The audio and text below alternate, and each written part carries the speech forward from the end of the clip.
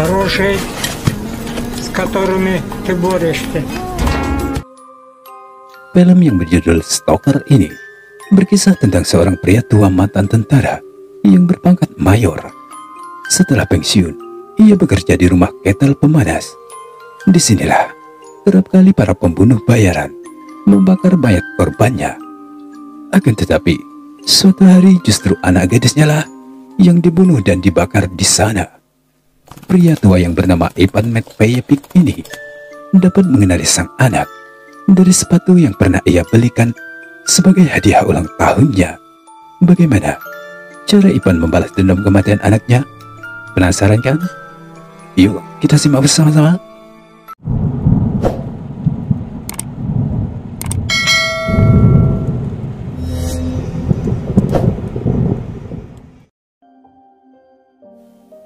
Di awal film, kita akan menuju ke negara Rusia. Di sebuah rumah ketel pemanas, terlihat seorang pria tua yang bernama Ivan Matveyevic. Dia mantan tentara yang berpangkat mayor yang pernah bertugas ke negara Kabul dan Afghanistan dalam misi perdamaian dunia. Setelah mengalami cedera dan gegar otak, di masa tuanya, Ivan masih harus bekerja demi menyambung hidupnya.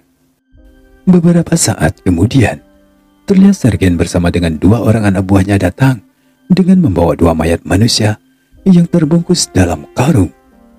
Segera mereka membakar mayat-mayat tersebut di dalam ketel pemanas. Ivan tak pernah bertanya siapa para korban itu yang sebenarnya, karena ia percaya dengan segala ucapan Sergen. Mengapa Ivan begitu percaya kepada Sergen? Karena dulunya Sergen ini merupakan anak buah Ivan sewaktu bertugas di negara Kabul dan Afghanistan. Mereka berdua berteman dengan baik dan selalu saling melindungi semasa perang dulu. Sergen selalu berucap, para korban itu merupakan para pencuri, penipu, serta para korupsi. Di keseharian Ivan, ia selalu sibuk dengan mesin ketik tuanya. Ivan sedang menulis sebuah kisah yang berjudul Kailak. Sementara itu di sisi lain, Sasa yang tengah ditelepon oleh sang ibu terlihat sangat enjoy tanpa busana. Sasa ini merupakan anak gadis Ivan. Sementara itu di rumah ketel, terlihat dua orang anak perempuan yang bernama Lena dan Vera tengah menuju ke arah Ivan. Mereka berdua berniat ingin menghangatkan tubuh di sana. Melihat Ivan yang sibuk menulis sebuah cerita, kedua gadis kecil ini pun penasaran dan bertanya banyak hal. Beberapa saat kemudian, Ivan pun segera menyuruh kedua gadis tersebut untuk segera pergi ketika ada beberapa orang yang menuju ke lantai 2 rumah ketel. И которые должны были кормить. А потом... А они кто?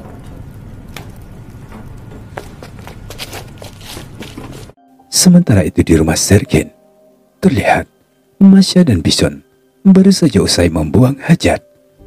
Masya ini merupakan anak gadis Sergen, sementara Bison anak buah Sergen yang bertugas sebagai pembunuh bayaran. Di rumah ketel, terlihat Sasa sedang mengunjungi sang ayah. Seperti biasa, Sasa selalu meminta uang kepada Ivan. Padahal, Sasa sudah mempunyai usaha toko pakaian yang ia jalankan bersama sahabatnya Masya. Di hari berikutnya, seperti biasa, Masya akan berkunjung ke rumah Sasa, sekedar ngobrol-ngobrol ataupun minum-minum. Disinilah Sasa memperlihatkan sebuah sepatu yang berwarna kuning yang diberikan oleh ayahnya sebagai hadiah ulang tahunnya. Hal itu membuat Masya sedikit iri.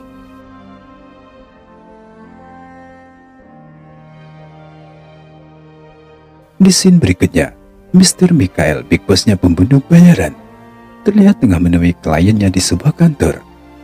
Kliennya ini bercerita kalau dirinya telah ditipu oleh rekan bisnisnya. Ia meminta agar rekannya itu segera dihabisi beserta dengan para pengawalnya. Sementara itu di sisi lain, Bison yang tengah asyik enak-enakan dengan Sasha secara tiba-tiba ditelepon oleh Sergen untuk segera bertugas. Ceritanya, Bison ini berpacaran dengan Sasha dan Masha. Wah, serakah sekali Bison ini. Dua gadis ia embat. Setibanya Bison di rumah Sergen, segera Bison ditugaskan untuk membantu Mr. Andre, si penembak jitu. Tugas Bison membawa mayat korban ke rumah Ketel untuk segera dibakar. Dengan sigap, Mr. Andre bersiap akan melaksanakan misinya. Penembak jitu ini juga mantan tentara Rusia.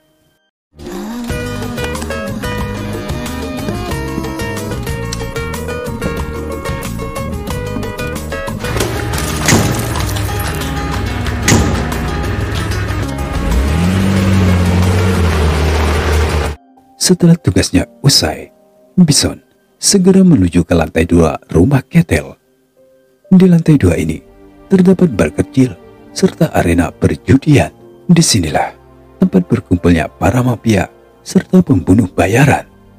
Di sini juga transaksi pembayaran bagi para pembunuh usai menjalankan tugasnya.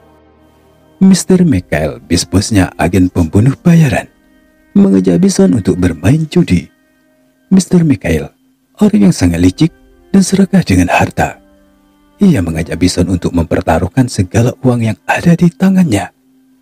Tentunya, ia sudah bekerja sama dengan sang bandar untuk mencurangi Bison supaya ia menang. Akan tetapi kali ini, Bison bisa mengatasinya. Ia juga berlaku curang dengan cara menukar kartu miliknya. Akhirnya, seluruh uang Mr. Michael jatuh ke tangan Bison. Setelah Bison pergi, Mr. Michael segera mengejarnya. Ia tahu kalau Bison juga berlaku curang. Segera ia ke lantai bawah dan marah-marah kepada Sergen. Setelah Mr. Michael tewas, dibantu oleh Ivan, mereka berdua segera membakar mayat Mr. Michael. Selama aksinya, Sergen dan anak buahnya tak pernah tersentuh oleh hukum, karena para korban dianggap hilang oleh keluarganya. Esok harinya, seperti biasa, Masha akan berkunjung ke rumah Sasha. Akan tetapi, kali ini ia kecewa. Ketika pintu terbuka, ternyata sosok Bisonlah yang membukakan pintu. Masha benar-benar kecewa dan marah kepada Sasha karena telah mengkhianati dirinya. Sesampainya Masha di rumah, ia bertanya banyak hal kepada ayahnya tentang orang tuanya Sasa. Sergen pun menjelaskan kalau ayahnya Sasa dulunya atasannya sewaktu mereka bertugas di Kabul dan di Afghanistan.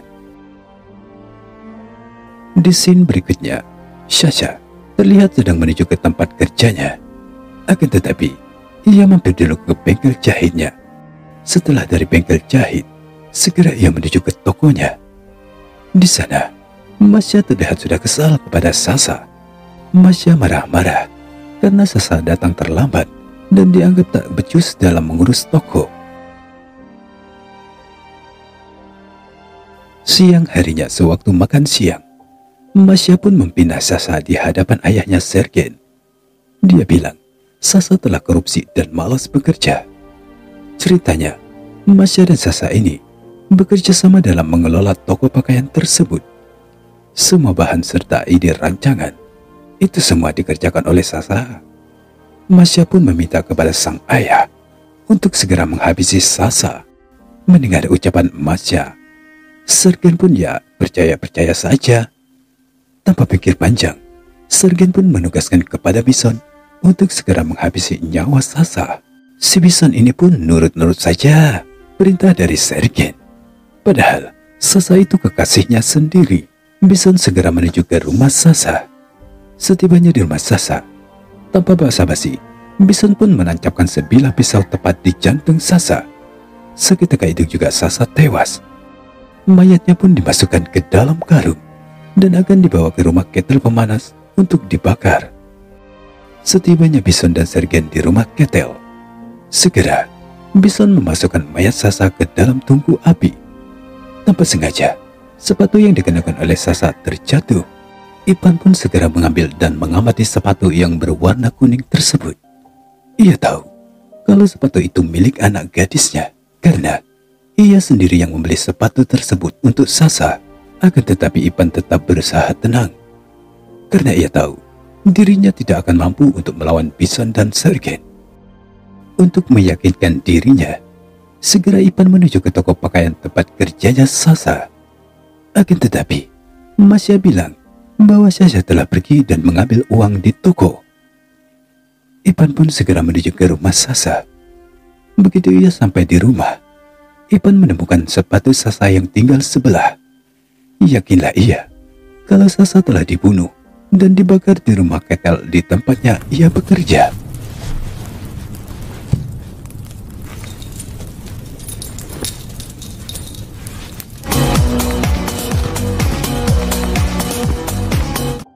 Setibanya Ipan di rumah Sergen, ia pun tetap ramah seperti biasanya.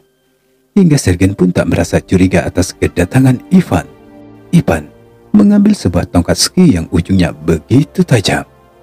Ketika Sergen tengah duduk santai, secara tiba-tiba Ipan menusukkan tongkat ski tersebut tepat di jantung Sergen. Mendengar keributan, Bison pun segera masuk seraya akan menembak Ivan. Akan tetapi ia kalah cepat. Tongkat di tangan Ivan dengan cepat menancap ke leher Bison. Masya histeris ketika melihat sang ayah dan kekasihnya Bison telah tewas di tangan Ivan.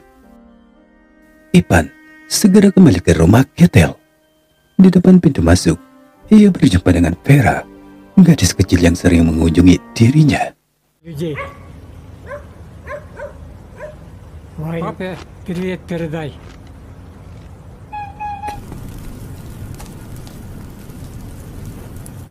Merasa tak berguna, bahkan tak bisa melindungi anak gadisnya, Ipan pun akhirnya memutuskan untuk bunuh diri dengan cara menyayat pergelangan tangannya. Beberapa saat kemudian, Vera masuk dan ingin memotret Ipan. Vera resah ketika melihat banyak darah yang telah mengalir dari tangan Ivan. Segera Vera berlalu, seraya membawa hasil tulisan yang selama ini ditulis oleh Ivan. Inilah kisah Kailak dari suku Yakut yang ditulis oleh Ivan, yang dilanjutkan oleh Vera. На Кермес. А мне здесь нравится, сказал он. Смотрел, как Кермес несет воду. Я.